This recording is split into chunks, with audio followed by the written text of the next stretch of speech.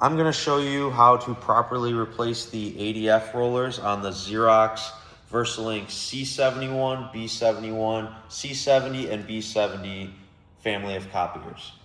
So first you're going to want to open this top cover here.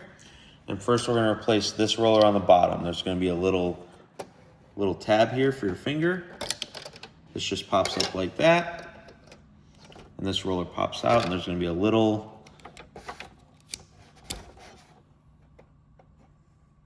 piece there that you have to take out. And then on the top here, you're going to undo this clip and this clip. Undo both of those, and then it falls right out. So then you're going to want to slide this off, and then you're going to want to slide this off as well.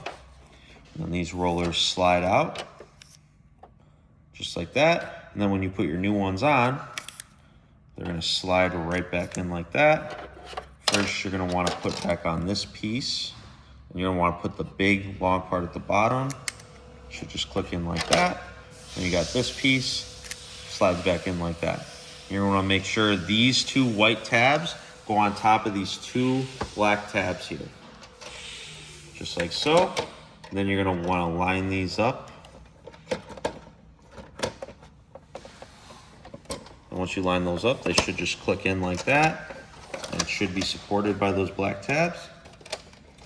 And then you're going to want to put this in back into this side here with those little notches for the little notch piece there. You should hear a click like that. You're going to want to line it up with the proper sides.